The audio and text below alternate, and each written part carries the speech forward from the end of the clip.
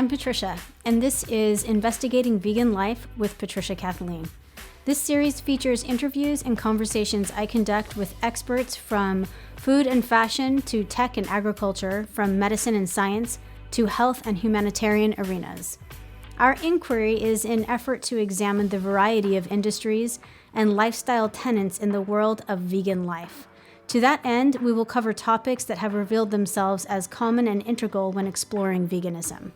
The dialogue captured here is part of our ongoing effort to host transparent and honest rhetoric for those of you who, like myself, find great value in hearing the expertise and opinions of individuals who have dedicated their work and lives to their ideals.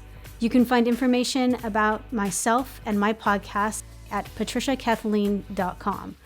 Welcome to Investigating Vegan Life. Now let's start the conversation. Hi everyone, and welcome back. I'm your host, Patricia, and today I'm elated to be sitting down with Fiona Oakes. Fiona is the co-founder of The Vegan Runners, and she is the founder of Tower Hill Stables, Animal Rescue and Sanctuary. You can find out more on her website, www.towerhillstables.org. Welcome, Fiona.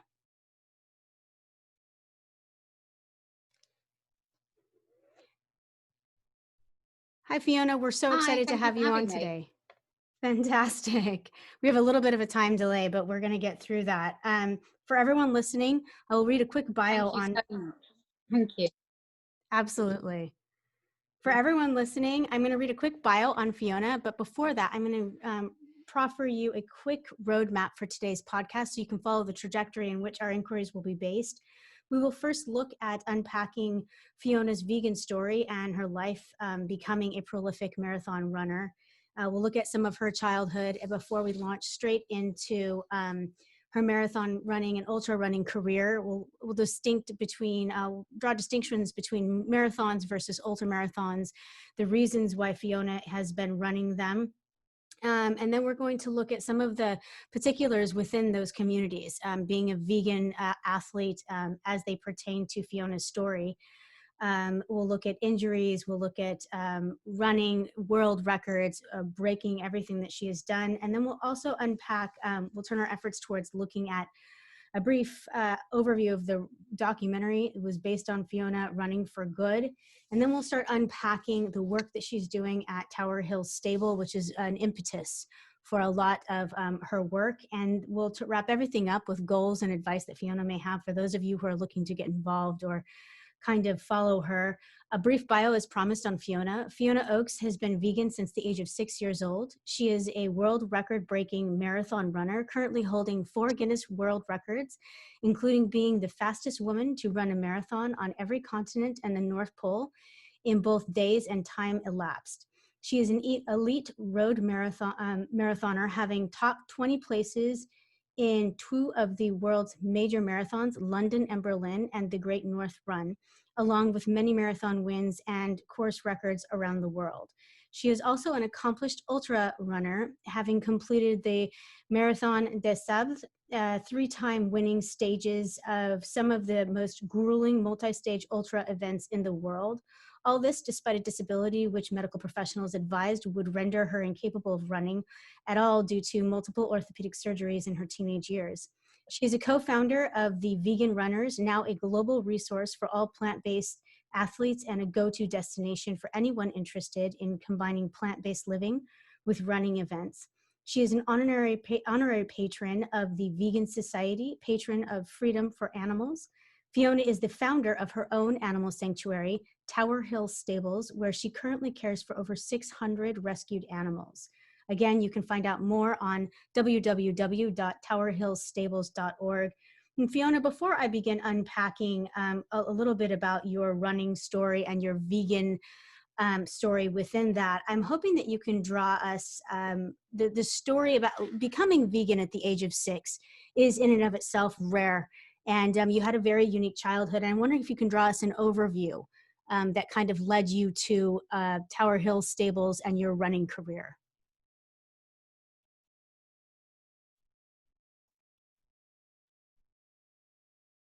Yeah, I mean, I went vegan when I was 6 years old. I didn't understand the word vegan. I have to say, I'd never heard of it. I understand the principle behind it. If you love something, you don't harm it. I loved animals. I didn't want to hurt them. I went vegetarian when I was 3 years old. Simple equation. I don't want to eat the flesh of animals. And as the years went by, I asked my mom, you know, where do these other products come from? Where does the leather come from? Where do eggs come from? We never really had milk in the house. And I'm very lucky in that my mum was honest with me and she told me the truth. It was a big thing at the time. This is in the early 1970s. We were lucky in that my mum had a role model in terms of a music teacher that had taught my mum when she was a child. She was actually a vegan lady that knew Donald Watson, the founder of the Vegan Society in the UK. And my mum had kept in touch with her because my mum was a musician. So she was able to articulate to my mum in adult terms what I was going through as a child. It wasn't an easy path for us. None of my parents, you know, my parents and my family were vegetarian or vegan. Not even particular big animal lovers, I have to say. I was very lucky to have the support of my mum. When I went into hospital and had my surgeries in my teenage years, it was a very difficult time for me in terms of the fact that I was in plaster cast a lot. I was on crutches for about 3 years on and off. But more than that, veganism was aligned to an eating disorder, and my mum was accused multiple times of child abuse for allowing me to be vegan, which was a very, very bad thing because my mum at the time was a nurse. And so obviously she was working in the hospital, and it came out, you know, that her daughter was following this, what they call a weird diet. And it was a very, very difficult time. I got through that, but I missed most of my education. I then went to Oxford to study privately to get some sort of qualifications behind me. I was going to be secretary. And I came to London to work. But it was always in my heart, I wanted to be around animals. And it was always a dream to start an animal sanctuary. I never thought that dream would ever become a reality. In fact, people write to me now and say, you know, how do we get to start an animal sanctuary? And I just say, be creative, grab every opportunity you can. There's no kind of set formula, you know, A plus B equals C, you've got a sanctuary. For me, it happened by accident. I was doing a lot of rescue from a rented accommodation that I was living in and working in London. One of the horses that I got at a local farm had an accident. He was taken to the vet. He was there for 13 weeks. And at that point, we decided we can no longer continue with this model, which was basically giving other people all our money to care for the animals in a way that we didn't find satisfactory. So while Oscar was at the vet having the surgeries, we set about trying to get a property with some land, which wasn't easy. We lived quite near to London. It was a major struggle. I still don't know how it happened. I mean, I always joke and say at the time, my mom was always a great support. She probably got more mortgages than Santander Building Society at the time. She'd like borrowed money. My family had put money in. I'd got a great aunt who was 98 years old, and she got her funeral money under her bed in a sock, and that came out. Give it to Fiona, try and get this property, try and get the animals safe. And 25 years ago, we managed to get a small property, which was Tower Hill Sables. We didn't set it up as a sanctuary or a business or anything like that. It was a place of sanctuary for the animals that I'd already rescued. And it started from there. But after a few years, probably a couple of 3 years, I realized, I can rescue animals. I can rescue 40, I could rescue 400 animals, but I can't stop the cause of why they're needing rescue. I'm constantly hitting the symptoms. I need to do something positive to promote veganism, because if the world were more vegan friendly, or more people were vegan or plant-based, then less animals would go through the factory farming chain, and hopefully the balance would be tipped at some point and veganism would become the norm. But back in the early noughties, it was a struggle. How do you do this? There was no, for younger people, they forget, they don't really know a time before social media, before you could just put something on Instagram or Snapchat or Facebook. It was hard. You had to use the mainstream media and press. Yeah. And you probably, to do that, you had to do something bad, something good, or something very sensationalistic. Well, the only thing that I could think of was to do something good. Always been quite sporty. I was sporty before my surgeries. It put an end to my running, my netball, my hockey career. When I was in Oxford, I've been cycling because that was continuous motion, leg strengthening. So I knew that I was fit. But, you know, the only sport, especially women's sport, that was garnering any attention in the UK was marathon running. That had got all the hashtags attached to it because Paula Radcliffe was excelling. And kind of it was being billed as the toughest, athletic event on the calendar. It was grueling. If you could do a marathon, it was punishing. It got all traits there, mentally and physically. So I kind of thought to myself, wouldn't it be wonderful if I could just compete in and hopefully complete a marathon to show definitively that being vegan is not prohibitive in any way to this most a kind of extreme endurance sport. So that's kind of how the marathon running started, purely to promote veganism. I didn't do it for any other reason. I still don't run for any other reason than to do that. Yeah, I think that's one of the most, I've never heard of another distance runner that doesn't talk about this rush or this high or this other motive, this other physical payout that running does. And using it as a sole force of marketing is really unique. Yeah. I'm wondering, when you started off, you already had your sanctuary, correct? When you started marathon running, it was to get word and promote word out about veganism. Let's really quickly, I kind of want to get into Tower Hill Stables, because you don't run a lot of sanctuaries, at least in the United States. I'm not sure about in UK, but they have a business model behind them. They lead tours. They do a bunch of different things. How do you run Tower Hill Stable? Is it all donation based? How is it based? Well, actually, when we started it, it was all our funding. We put our own money into it. And I always said that I could never look anyone in the eye and take their money unless I could very much say I was 100% invested in my own sanctuary, financially, physically, mentally, spiritually. I'm giving everything I've got 100% on the line. If you want to help me, that's great. We still put all our own money into it. I work part-time as a firefighter. My partner was in merchant banking for many, many years. My parents live with us. All their pensions go into it. And people support the sanctuary, you know, in either membership, you know, they join and they give regular donations, they fundraise for us. But it's kind of, it wasn't everything I've done has been kind of started from gut instinct and the heart, with the head kind of adding little bits along the way. So it's not a business model. There isn't a business plan behind anything I've done. When I started the running, I didn't think, you know, by year 1 I want to do this, and by year 3 I want, you know, world records. I've had to be creative, and I've gone with the flow. It's kind of organic and it's grown with me. Yeah. The model behind Tower Hill is still, it's not a business, it's a home, a forever home for the animals. So although I've got 600, I still deliver the daily care.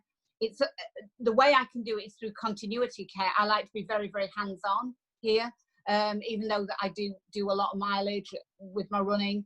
And it's a home for them. It's not a business. It's not like a petting place, or it's very much geared around them.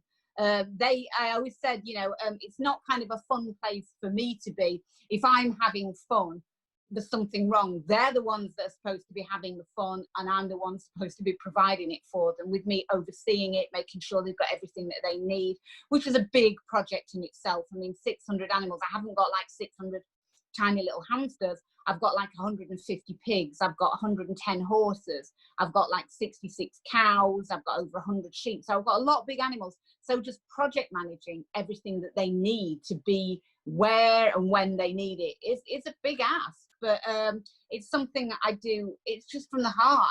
I love it. I can't imagine not being here for the animals. The running is always very secondary to running the sanctuary. And I think that's been a great, probably my greatest motivator with my running has been lack of time. If I don't go out and do it, when I get a small window around the animals, I can't train at all. So I'm kind of never got much time to think about my running. I'm just like out, back into my wellies and back outside doing the sanctuary. And that's what Keegan wanted to portray in the film. I'm very much an amateur running, boxing way above my weight when I actually get to races. And I think Obviously I've been vegan for a very, very long time, nearly 5 decades. And one of my strengths, some people ask me what my strengths are.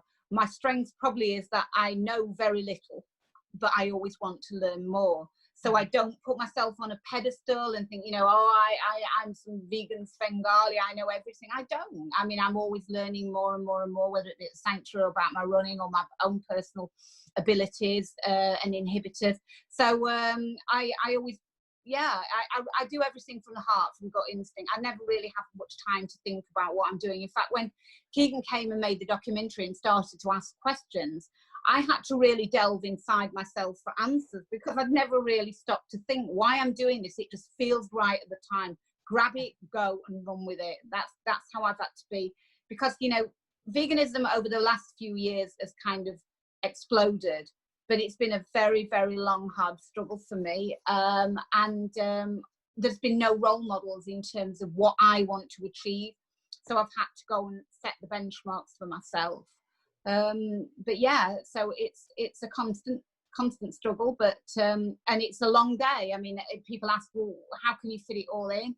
I get up at 3:30 in the morning. I've taught, for 3 decades I've been doing that.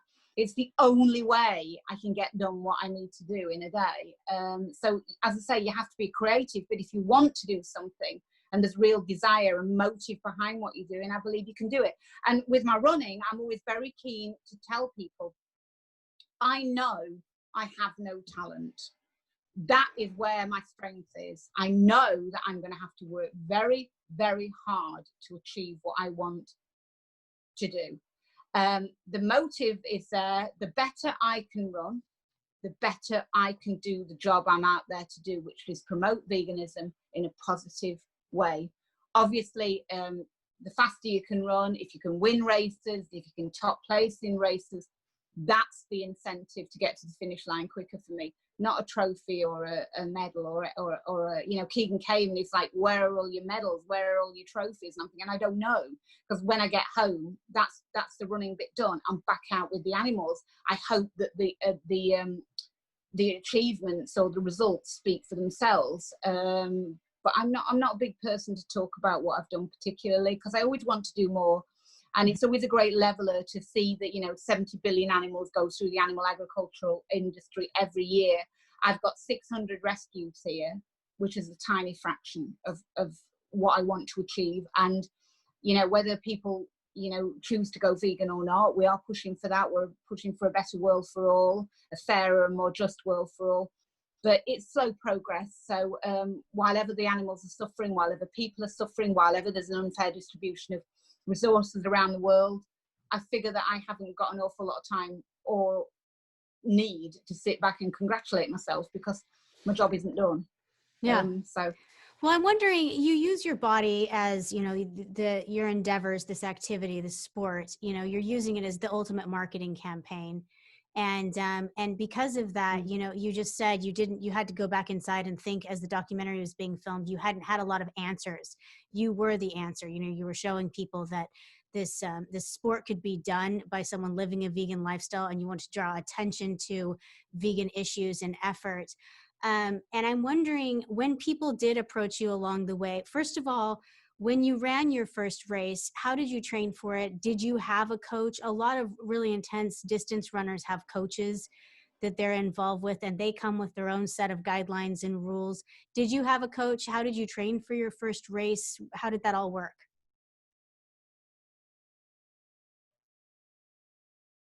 Okay, when I started to think about marathon running, I thought, there was no resource on the internet. So, that, it was the early noughties. There was nothing. You couldn't Google search, sub 3-hour marathon training program or anything like that. So I started by kind of finding a local shorter distance race, like a half marathon, seeing if I could do that. And I did it and I won it. And then I thought, okay, well, marathon running, I was under the very, very, very, very silly misconception that a marathon was 2 half marathons back to back. How wrong could I be? No, I'd heard all this kind of spurious talk that a marathon begins at 20 miles. And I was like, oh, no, it doesn't. It's like 13.1 miles. That's halfway through a marathon. No, that is completely wrong. A marathon really does begin at 20 miles. Up to that point, you're just on cruise control. The last 6 are where you're going to suffer. So honestly, I learned by trial and error. By winning a few local shorter distance races, I had attracted some attention regarding coaching. But the deal breaker was the veganism. Nobody wanted to coach the vegan athlete. Nobody wanted to waste their time with me. So as I explained, promoting veganism is the only reason I'm out there. So it's a deal breaker. To take the next level up to marathon running was quite a hard decision for me, because I realized that the training was going to be so much more specific and time consuming, basically, than for shorter distance races. You can blag your way through a 10K and a half marathon. You can't do through a marathon. I started off like with trial and error, lots of trials, lots of errors, just thinking I could do lots of miles and I would get quicker by doing lots of miles. You will get stronger by running lots of distance, but you won't get a whole lot faster until you do specific speed work. So I kind of looked up what other people were doing, and I formulated my own idea. I realized that you've probably got to do 2 or 3 speed sessions a week. That was difficult for me. I did look at joining a local running club. When I say local, it's quite some distance away. And their speed session was not going to suit me because it was done on a track, and I can't run the bends of the track. My knee is too bad. So I have to do my speed work on a treadmill. I always have done, and I always do. I know some people are a bit sniffy about treadmill work, but that's how I have to do it. The only thing I do say is on the positive side of treadmills, they don't lie to you. They run at the speed that you know they're running at. So, you know, you can't get a good kind of judge of where you're at.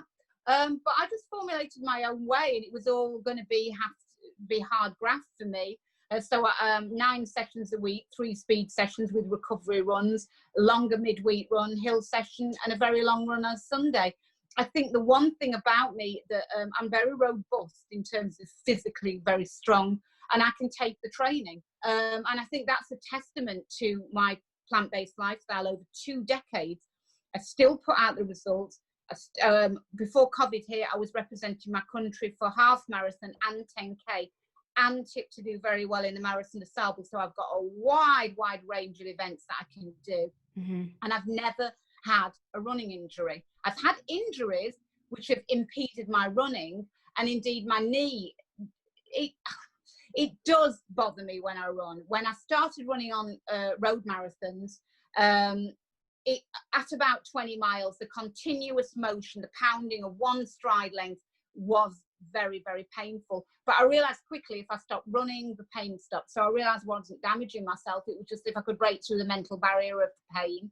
It was Paula Radcliffe that I once listened to, and she said, you do not want to go to the start line of any race, least of all a marathon, knowing that you're carrying an injury. I've never been to the start line of any race knowing that I'm not carrying one, but I don't focus on it. I put it behind me. I've earned my place on the elite start. I'm not making excuses for my knee. I was told I wouldn't walk properly. I do limp when I run. I didn't realize how much I limped till I saw the film. But I'm there on my own merits. I don't want to make excuses. And I started with the elite road races purely because it was time effective for me. 2 big marathons a year, autumn and spring. You literally probably spend 4 months hard training, 3 weeks tapering, and go and hit them hard. And it was always, I could have probably mocked up every local race or county race that was on the calendar, but I just wanted something more than that. I wanted to be able to, in one soundbite, say, okay, I've come 8th place overall in the Amsterdam Marathon, bronze tier, world class race. I was also financially, we were very struggling because obviously I've got 600 mouths to feed. So mine is very often the last one I'm actually considering. So being invited to races was cost effective. It wasn't costing me anything to go. It was a strange, bizarre kind of juxtaposition. I mean, I'm literally Miss Amateur Runner. Bombing around the house, looking for my trainers and my socks and whatever. And then you're on a flight to a race, you're picked up by a chauffeur-driven car, you're taken to the elite hotel, and you find yourself in a technical meeting with Haile Gebrselassie. It's like, whoa, what's going on here? Right. But it was never planned. I never really thought about it too much. I've never had any problem motivating myself to run, because the end goal is always there. I want to be the best representative I can for the animals and for veganism. And if one person sees what I'm doing and is interested or wants more information or can be convinced that it can be done, then that's my job done. So yeah, I use the running. I mean, I kind of worked out it's going to be time consuming to do what I'm doing. It's going to be really, really hard to run 100 miles a week, but it's free advertising for the animal sanctuary in terms of people say, you know, hey, what do you do? You know, I run an animal sanctuary. Oh, that's great. And also later, after a couple of years, it was literally to promote veganism, because I hadn't actually thought about the potential of starting a dedicated vegan running club. That came about in 2004 when I got my first elite start in a major marathon. That was London. And the guy that I was running with the only kind of running club that had any connection with the reason I was out there was the Vegetarian Cycling and Athletics Club. And Peter actually said to me, you know, hey, you know, you do realize that you're going to be standing shoulder to shoulder with the best runners in the world. You're going to be going off 45 minutes ahead of the main field. You're going to be you and a handful of women, and you're going to have the streets of London to yourself, and the crowds are going to see what's on that vest. Let's start a vegan running club. They need to see that word. And it was that simple connection. You know, people see you in the elite enclosures, so they know you're a good runner. You don't have to tell people you're a good runner. They know you are. You're up there with the best. And if you're literally a billboard going through London on private roads with a camera on you, you know, the BBC or whatever, filming it with this vegan vest on, what better positive advertising can you have for the cause you're out there doing? So that's when we started Vegan Runners back in 2004. And people do ask me, you know, what is your proudest moment within running? And I have to say, and I think they're a bit surprised, it's being that co-founder of Vegan Runners, because now, I mean, when we started it, I was pretty much the only vegan in the village in terms of running. Now we've got thousands of members worldwide going out and doing this job. So it's so much more effective than just one person, me doing it. And to be part of that at the beginning does make me, you know, enormously proud of my fellow vegans and my fellow vegan athletes and the job that they're doing, being ambassadors for what we all believe in. What do you think, to that same vein, in that same light, what do you think the most major impact has been, or the thing that came? Was it the shoe deal? Was it the drop of the documentary? Was it co-founding Vegan Runners? That you saw a significant shift, both sociological and financial, that you kind of contributed towards the vegan effort? Was there any moment over the past decade and a half that you thought this thing that I did really shifted it? Was it when you, I mean, the Guinness World Records, was it obtaining that? Was there a moment when you started getting a lot more press for the cause, for the industry, all of that stuff? Yeah, I mean, actually, it's quite controversial in terms of the way veganism has actually moved over the last, certainly decade, 5 years perhaps. Vegan Runners has grown steadily through membership. That started in 2004. But what I actually found along the way is that I got quite a lot of media interest for what I was doing, but the focus was never on the vegan part of it, you know. So you might get, you know, the big national newspaper, the Daily Mail, you know, kind of voting you most inspirational woman of the year. So you run off, you buy 50 copies of the newspaper, you know, in 2010 or 11, and you're reading through, and, you know, this amazing woman has run across deserts and she's done all this for the animals. And you're thinking, it's not mentioned the fact that I'm vegan. And even when I broke the world records, I had a kind of a newspaper deal that when I came back, you know, I kind of said, look, I've not just broken one world record, I've broken 3, you know, here's the story. And eventually they explained to me, look, we've made an error. It was coming up to Christmas, and there were 2 major supermarkets, Aldi and Lidl, that were trying to break into the kind of more luxury market of, you know, like Tesco and Sainsbury and Waitrose in the UK. And they were doing a lot of advertising, really, really pushing advertising at the time. And he said, you know, we can't like contradict what they're advertising, you know, turkeys and exotic foods, by promoting inside our newspaper veganism in such a kind of, you know, out there way, because they pay our pay our wages. The advertisers pay our wages. And it's always been a real struggle to get people to talk about veganism. And I know a couple of years after that, I was doing the London Marathon, and I had the BBC Sports correspondent came out to the sanctuary to film me for prep for the race. And I actually challenged him with this, and he said, it's basically up until about 2015, 2016, veganism was aligned with terrorism, because a lot of activism was illegal activism, and so they weren't going to promote it. So up until that point, it was really, really difficult, and I didn't really know why. I thought, well, I'm not doing anything illegal. I'm just going out there and hitting the road hard and getting these top 20 places, and I'm a real amateur runner, and I've got this disability. But I think after about 2016, truthfully, it might be a bit controversially now, I noticed a real big shift in the vegan movement. It went a little bit more plant-based.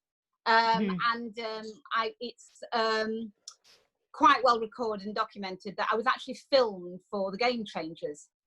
So James Wilkes came out in 2013 and filmed me for this idea he'd had to make a film about veganism. He went back to Hollywood, and it went on hold. He couldn't get the fundraising. Then back in 2015, he got the fundraising from the Avatar Foundation. James Cameron put money in. And he wrote to me and said, hey, Fiona, we want to come back with Luis Ahoyas, and we want to film you at the sanctuary, because you are basically the foremost vegan athlete that I want in this film. And they came out and they filmed over 2 or 3 days, filmed me running, filmed me with the animals. I was running up to Marathon de Sable at the time. And they went away. And over that year, I detected a change, a kind of a shift in terms of veganism. The diet was becoming more credible, but not the ethic behind it. It was shifted to more plant-based. And I think that I was dropped from the film because it looked a bit of a ridiculous juxtaposition, that you got athletes on there who hadn't been vegan that long, and we're talking about performance spikes and benefits of veganism. And I was coming at it from a completely different angle, just saying, I'm vegan because it's the right thing. It's just right. It's wrong to harm animals. And it was kind of a bit too much of a big shift. So for me, I suppose when Keegan made Running for Good, that was kind of a pivotal point in that, a lot more people became aware of me. Rich Roll did the narrative for it, so that helped. But I'm quite low key, to say what I've done. I don't push myself. I'm not a celebrity Instagram chaser, or I don't particularly want any recognition for myself, Fiona. I only want recognition for the animals and justice. So I'm not somebody who wants to push themselves forward particularly, because I've got my feet on the ground, and I know that what I've done, although it seems enormous to a lot of people, in my own, reasoning, I haven't done enough, and I want to do more. Yeah. Also, I think that a lot of people kind of felt a bit threatened by me, because a lot of people are talking a rhetoric, but they haven't kind of walked the walk. They haven't got the credentials, and I've got like eons of credentials over many, many years. And I think that they feel in some way it negates what they're doing, which is not at all, not at all what I'm thinking. I just want to encourage people to be vegan, I don't want to sell them anything. I don't want to, it saddened me a little bit that the Game Changers, it was hitting at an audience that they felt that they got to sell them something back. You're going to feel better, you're going to feel great, you're going to have this massive performance spike. It's kind of a testament to human beings that they always want a return for what they're doing, rather than the return for me is just knowing that what I'm doing is the right thing and it's not harming others. Yeah, my father used to always say, you don't do the right thing to get into heaven. You do the right thing to do the right thing. It in and of itself is the reason. And I think that that's crucial. You're kind of hitting on a very interesting point that this series has unearthed and really looked at, particularly from people across all different industries that we've been speaking with. And it's this conversation that's blown up over the past 5 years, and it's fueled by marketing and money and Hollywood, as you are now bringing up. I did notice that you weren't attached to Game Changers and wondered why, because you are such this, your history and your legacy. I understand the rebuking of the personal fame and things like that, but it does need a body to be hosted on. And you've chosen that body as you, and you're running, you know, and so within that, you have kind of risen through the ranks as a name that gets tossed around a great deal about these prolific athletes that are vegan and carrying the word about veganism through places like sports where people just thought it couldn't exist. And I'm curious where you personally, if someone who didn't know anything about any of this industry was talking with you tomorrow and said, what's the difference between being plant-based and being vegan? How would you quickly discern that for them? Well, plant-based is about what you eat. Mm-hmm. Veganism is the reason behind what you eat. And it's everything in your life. It's the ethics. I mean, for instance, could you be plant-based and wear leather shoes?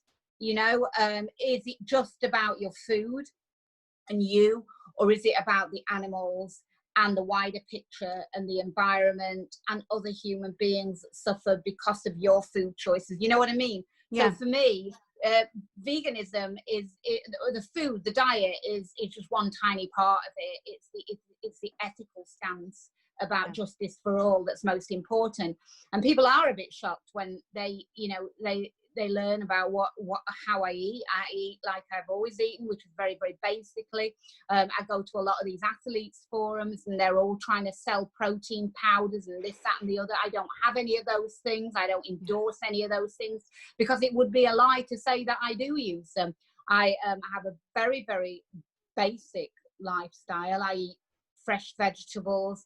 I eat whole grains. I eat nuts. I eat beans, chickpeas. I have to think very, very carefully about the cost of my food because I have got this massive burden of responsibility caring for the animals, and I would rather see them eat than myself eat. And I only eat one meal a day as well, which people find extraordinary, but it suits me. It suits my lifestyle. And I'm happy with that. I don't try to tell other people what to do and how to do it. It's for their choices, how they live. But for me, I'm not top of my list of priorities when I don't think much about myself. I genuinely don't. I think, but the greatest fulfillment is helping others. And that's honestly the truth. It's not a natural reaction for me to want to walk into a room and get a camera out. In fact, when I went to Hollywood for the film premiere of Running for Good, Rich Roll came over to me and he congratulated me on the film and said, "Oh my God, it's amazing and you're incredible. And what do you think to it?" And I said, "I don't know, I haven't seen it yet." And he kind of looked at me and said, "You haven't seen the film?" And I said, "No, because who wants to watch themselves on a screen? I mean, I don't, So it made me kind of drag me down to the front of the auditorium to watch it. And I'm kind of hiding. Oh, well, I've got to look decent. I'm in the desert, it's got all the gear on, got the scenery and everything. And the first thing I see is this little kind of Quasimodo figure limping out the desert. I look like Quasimodo because I've got a great big backpack on, and I say, "Oh my God, I really don't look good when I run." And I know I don't look good when I run. I've been to races and people have come over to me and said, "Hey, are you Fiona Oakes? I've seen your film." And I go, "Yeah, I'm famous." And they say, I thought it was you because I noticed you were limping when you were warming up. And they're like, "Oh, well." Yeah. But for me, the greatest achievement is if that people have seen what I've done and say, "Hey, I can do that." And I don't just mean within the veganism, I mean within the disability as well. A lady wrote to me last week on social media, on Instagram. She said, "I've had 2 surgeries on my patella and I've now been told that I've got to have it removed and that I will not be able to run or continue with CrossFit that she did. I will wear a brace for the rest of my life." And somebody had directed her towards Running for Good. And she said, "I'm writing to you. I don't expect you'll write back, but is there any hope?" And I said, that's exactly what I was told, 30 odd years ago.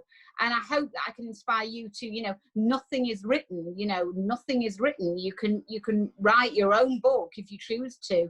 And that's what I hope I can inspire others to do. And, if people do want to, are doubtful about veganism. I remember once I went to a race. Now it was a big inter-county championship and it was a marathon and I trained for it and my mum had gone with me and she was standing with the people handing out the prizes. The lady mayoress was there and the race organisers, and they said, "Oh, who are you waiting for?" And she said, "I'm waiting for my daughter." And this is a really real tough course. I don't think anybody's hardly ever beaten 3 hours on this course. It's like mountains. And they said, what time's she looking for? And my mum was desperate to say she's not looking for a time, she's looking to win, because winning is what she wants to do for the animals. Yeah. And as I came up to the finish line, I was winning and I'd broken 3 hours. And the lady mayoress, when she was presenting me with the prizes, she said, "Oh my gosh," she said, "I was talking to your mother, and you've been vegan for ages, years and years and years, and my daughter wants to go vegetarian." And I was reluctant to allow her to. I was worried about her growing process, whether it'd be detrimental. But seeing you at your age thriving, she said, "I've got no issues with it now." So I hope that that's the kind of role model that I can offer, in terms of the fact, if you're interested what you're going to be like in 10, 20, 30 years after being plant-based or vegan or whatever, then look at me, because I'm still thriving. I was, due to go back to Marathon des Sables for the 4th time, as I say, representing my country on the road, and I'm healthy. I mean, I don't take any medications. I don't take any supplements. I still train, like today I did a 3-hour run with an 8-kilogram backpack and kilogram weights on my hands. And I look after all the animals, and I still am a firefighter. Amazing.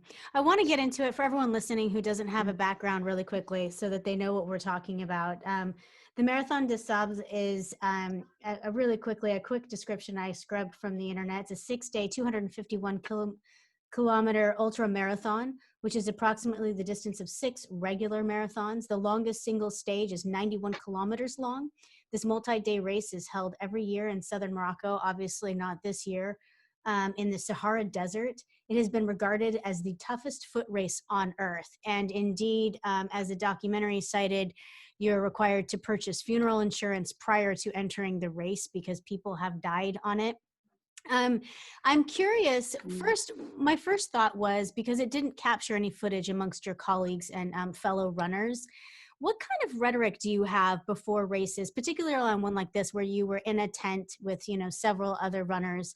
Does anyone ever talk to you about your diet? Does anyone ever get into, veganism, or how long you've been doing it? Have you had conversations with other runners, or do they kind of like let you be?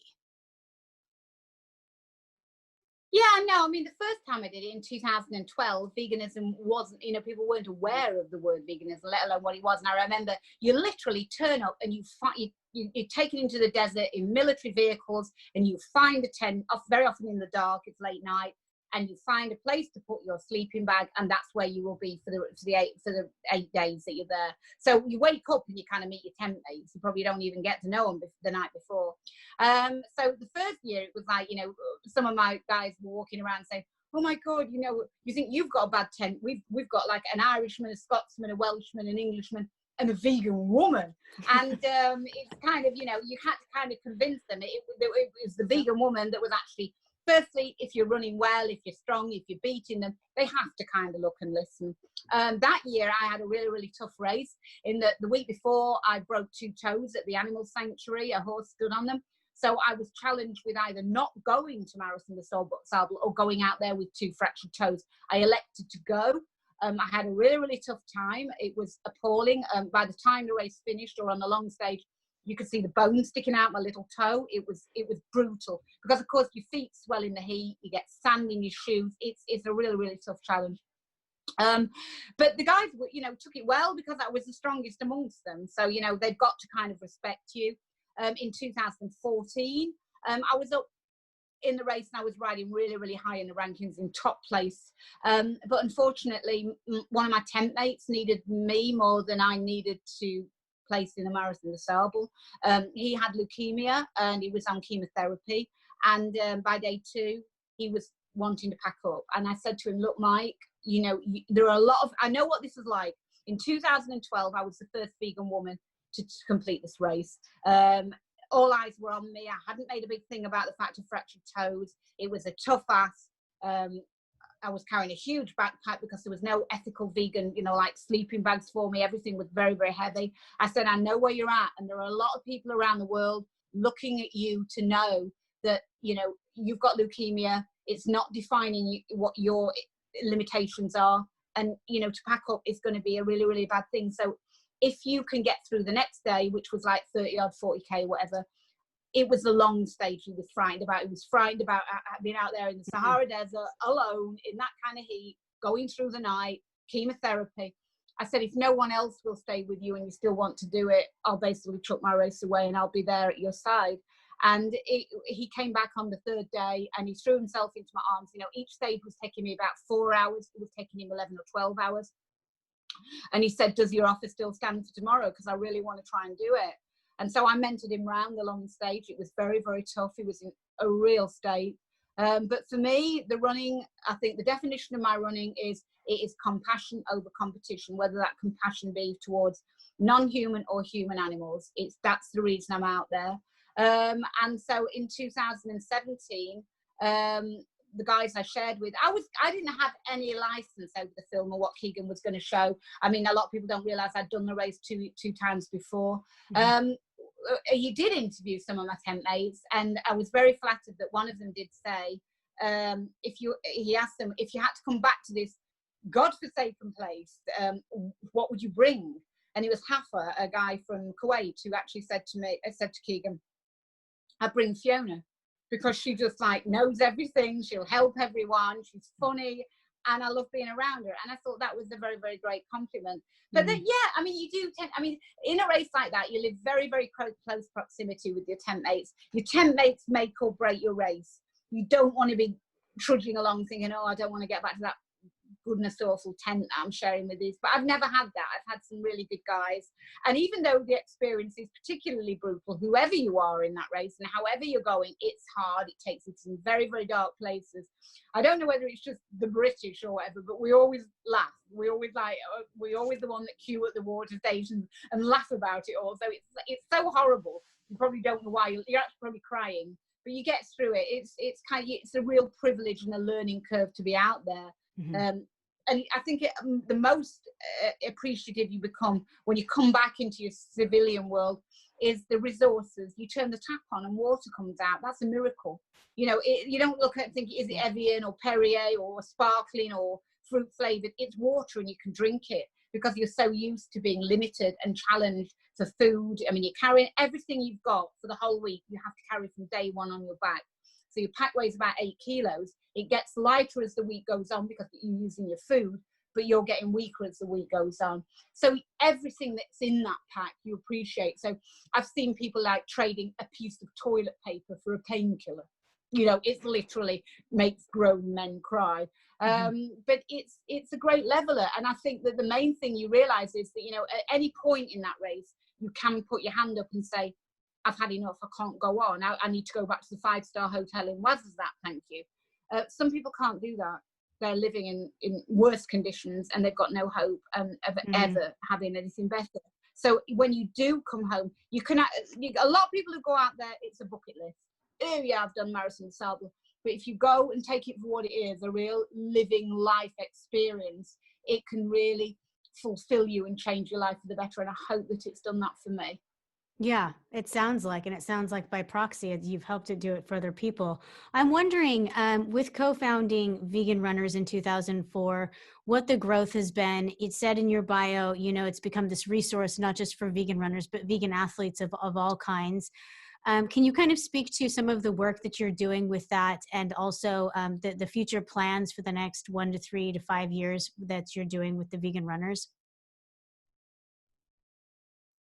Well, obviously it's to grow the club, and obviously grow the club through a positive way for veganism. So obviously, especially now with the COVID, people have been told to get out there, to get exercise. And of course, I'm seeing even now around where I live, and I live very rurally, more people out running. So it's to grow the club and set up like satellite groups. Obviously, as a club, we don't meet. We do meet for an AGM, but we're dotted around all over the country, all over the world. So we've got little satellite groups in towns which are setting up, going out training together, and grow it kind of on a more local level. It's been a kind of a national resource up until now, but we want to kind of you know, start little coaching weekends. I mean, we did one last year here at the sanctuary, where we can kind of interconnect on social media, give each other advice, give people who are vegan curious advice, you know, just literally I suppose we want to get a wider group of a range of runners. I mean, we've got everything from like, you know,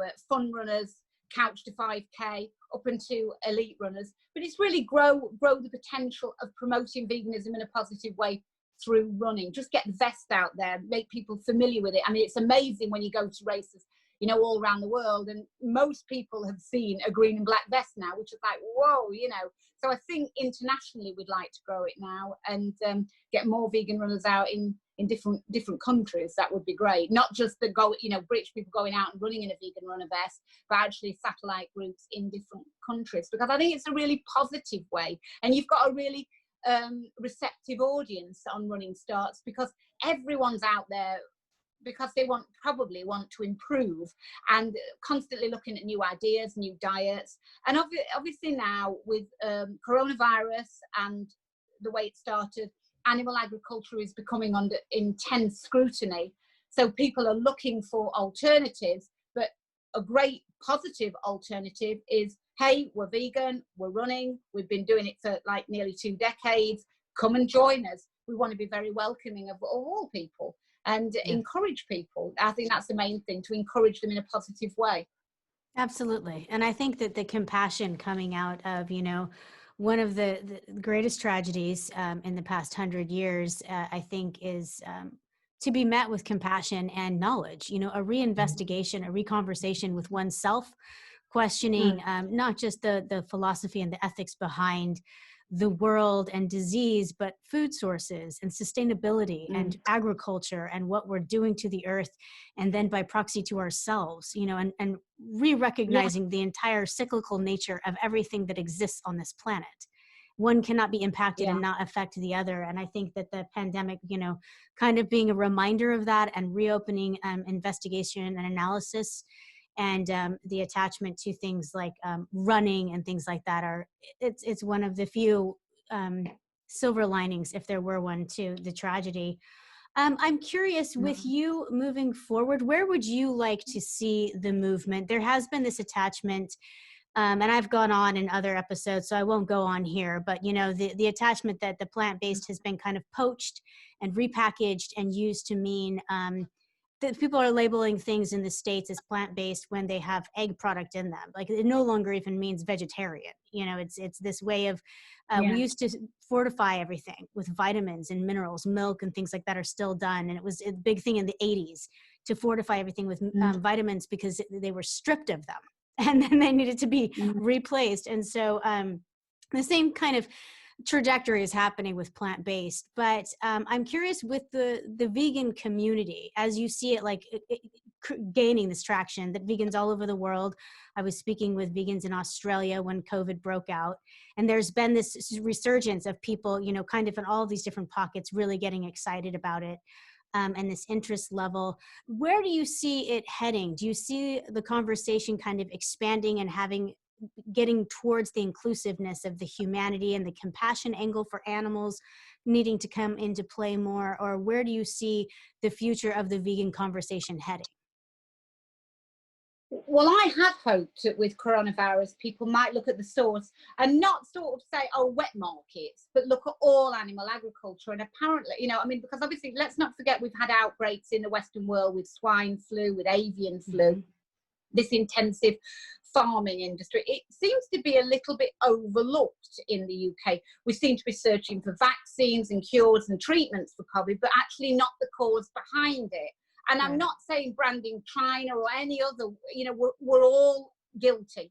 We're all guilty.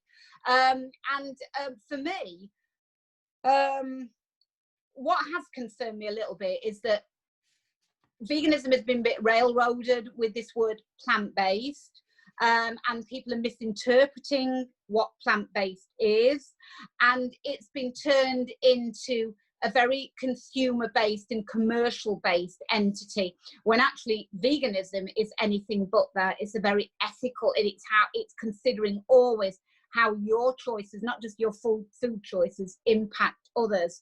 So I mean, obviously there's not going to be one route that suits all. So for me, if people are plant-based, that's great. But I think that one concern is that any old rubbish processed food they think they can put plant-based on it and people are going to think it's healthy when it isn't. It can be highly processed and just as bad for the consumer as animal-based products. It's only for the animals that it's better. So that's kind of okay for me. But labeling all plant-based as healthy is kind of misleading, and I don't want it to backfire and people then realize, well, actually that's not the case.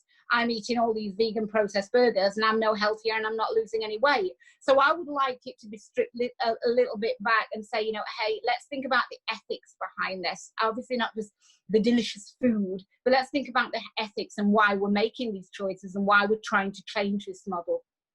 Because for me, the old model of commercialism, consumerism, greed, selfishness, just completely raping and pillaging the planet have got to stop, because we just haven't got a big enough planet. And for me, Mother Nature has been sending out these warning signs for quite a few years and we're ignoring them. And I get the horrible feeling that in the UK, certainly, we're looking for, as I say, a vaccine for COVID-19 so we can go back to the old model. And we can't do that. We've got to reinvent from the foundations upwards a new, more beautiful model for us all to coexist. Yeah, I mean, I would certainly like veganism to be at the forefront of that, but ethical veganism in terms of, you know, unfair distribution of resources, you know, soya being grown to feed humans, to fatten humans, basically, to make them, and it's controversial to say it, but one of the groups that are most susceptible to COVID-19 or have an inability to recover from it are people who are obese. So surely we should be looking at healthy lifestyle choices for all. And there doesn't seem to be that much focus on that. Certainly in the UK, it's about, let's find a cure. Let's find some way of, fighting this virus. But what if COVID-20 comes along? What if COVID-21 comes along? What are we going to do then? Yeah. So, and, you know, for me, in animal agriculture, one of the most frightening things is the use of antibiotics. We use antibiotics routinely because animals are kept in such appalling conditions, but it's causing antibiotic resistance in humans. So if there are future outbreaks of things, there's antibiotic resistance, which would be cataclysmic to the whole human race. So we need to be addressing these issues rather than just focusing on getting over this hurdle and getting back to normal. We need to really use this as an opportunity, if any good can come out of it, of creating a better world for all.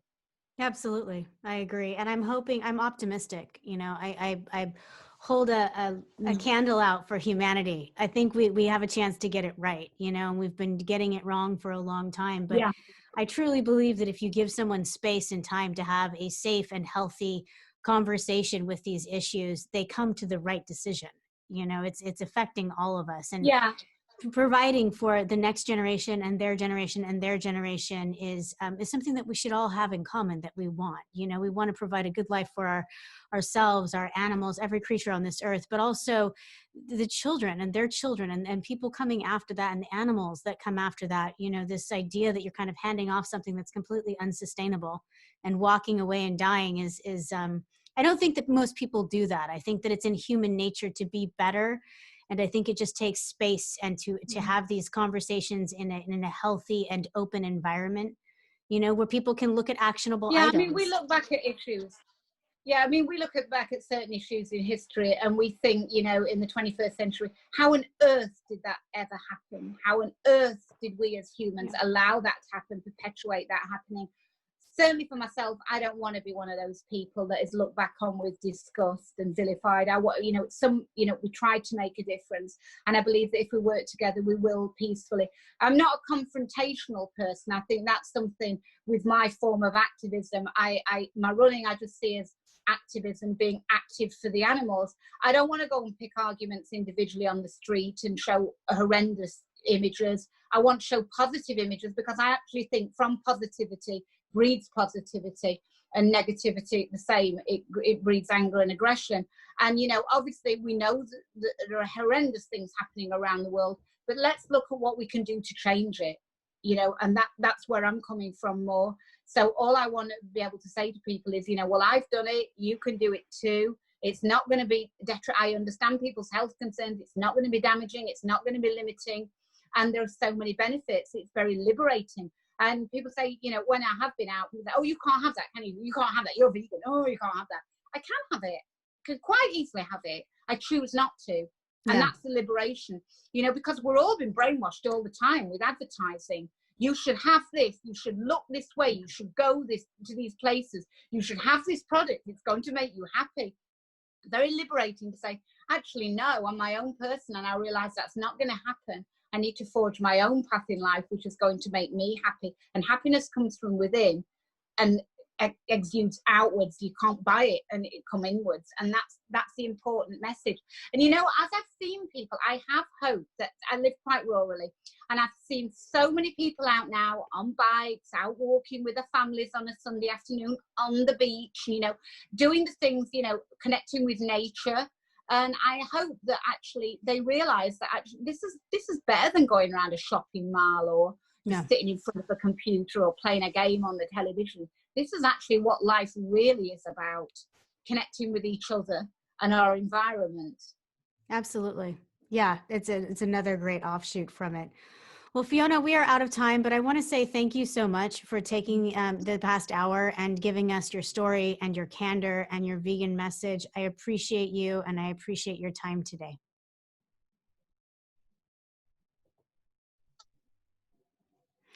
Thank you very much. Absolutely. For everyone listening, we have been speaking with Fiona Oakes. She's the co-founder of the Vegan Runners. She is also the founder of Tower Hill Stables Animal Rescue and Sanctuary.